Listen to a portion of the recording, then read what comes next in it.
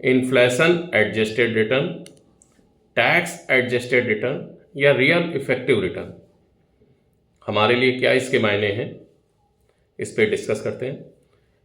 Last videos में हम लोगों ने ये देखा कि कितने टाइप्स के रिटर्न के कैलकुलेशन के मेथड हैं। अलग अलग प्रोडक्ट पे अलग अलग टाइप्स के रिटर्न्स के कैलकुलेशन दिखाए गए, जैसे लाइक होल्डिंग पीरियड रिटर्न क्या होता है, CAGR क्या होता है, IRR क्या होता है, XIRR क्या होता है, ऐसे तमाम टाइप के रिटर्न्स के बारे में हम लोगों ने डिस्कस किया।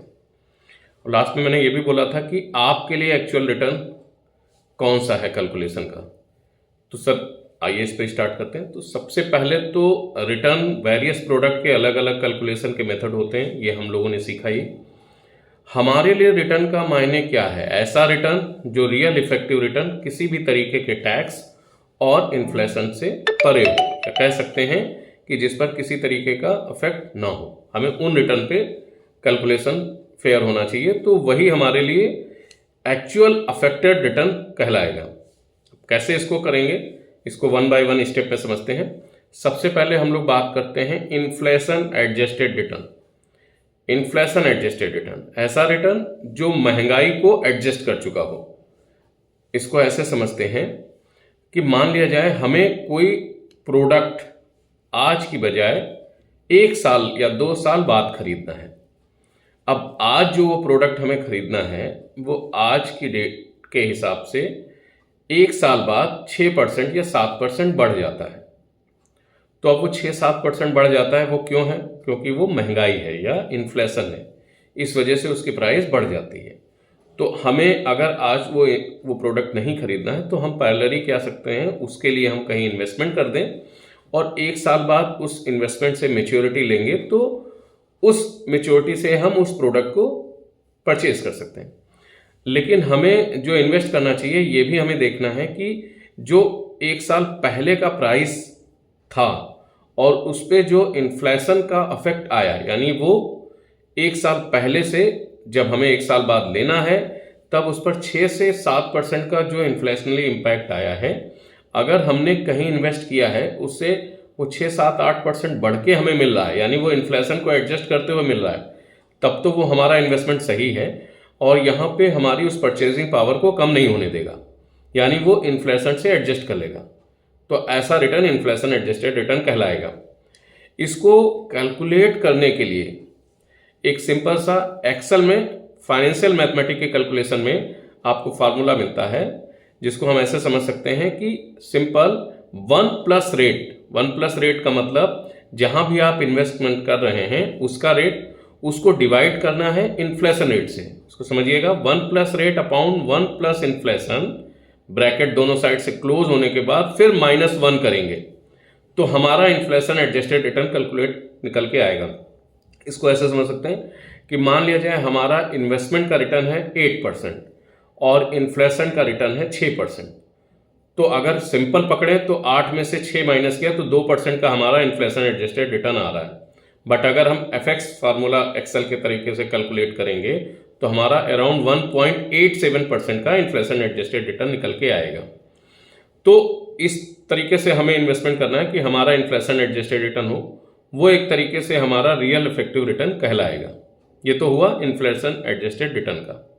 अब दूसरा आता है टैक्स एडजस्टेड रिटर्न। क्या है टैक्स एडजस्टेड रिटर्न को भी समझते हैं। Tax adjusted return it means जहां कहीं भी हमने इन्वेस्ट किया है और इन्वेस्टमेंट करने के बाद जब हम उस प्रोडक्ट की मैच्योरिटी ले लेते हैं तो मैच्योरिटी लेने के बाद जो भी हमें वैल्यू मिली उस वैल्यू पे हमें टैक्स कितना देना है।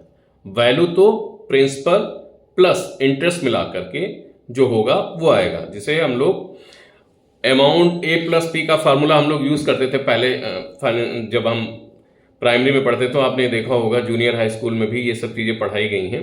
A=P/1+R⁴ का फार्मूला हम लोग यूज़ करते थे मैथमेटिक्स में। सिंपल वही चीज़ है, हमारा प्रिंसिपल प्लस इंटरेस्ट जो मिला वो हमारा अमाउंट हुआ। ठीक है, अब हमें ये देखना है कि उस जो इंटरेस्ट है वो हमें किस रेट पे हमें उस पर टैक्स देना है। अब टैक्स के अलग अलग कैलकुलेशंस हैं, वो भी डिपेंड करेगा कि आपकी टैक्स की क्या लिमिट है। आप उस बेसिक लिमिट के अंतर्गत आ रहे हैं जहाँ पे आपको टैक्स में भी बहुत कम देना है, या ये भी हो सकता है कि टैक्स आपको ना देना हो, या फिर ये भी हो सकता है कि आप हायर टैक्स ब्रैकेट में आ रहे हैं। तो यहाँ पे टैक्स एडजस्टेड हमें कैलकुलेट करना पड़ता है कि हम किस ब्रैकेट में आ रहे हैं। सपोज हम IAR वाले में इंटरेस्ट रेट पे ही उठाते हैं कि लेट्स सी सपोज हमने प्रोडक्ट इन्वेस्ट किया 8% के रेट पे, ठीक है, और अगर हम टैक्स के लिमिट के दायरे में हायर टैक्स ब्रैकेट में आते हैं, तो हायर टैक्स ब्रैकेट क्या होता है? हायर टैक्स ब्रैकेट तो 30% प्लस आपका 4% एजुकेशन सेस, और इस पर भी 10% आपको एडिशनल देना पड़ता है जब आप उस कैटेगरी से और ऊपर निकलते हैं। तो कई बार ये कैलकुलेशन जो पकड़ के आता है 34.2% में आता है। तो अगर 8% पर हम 34.2 निकालेंगे तो रफली अराउंड आपका 5.5% ही होगा। तो अगर हम उस 5.5% को अगेन इन्फ्लेशन से एडजस्ट करें तब तो वो नेगेटिव होगा।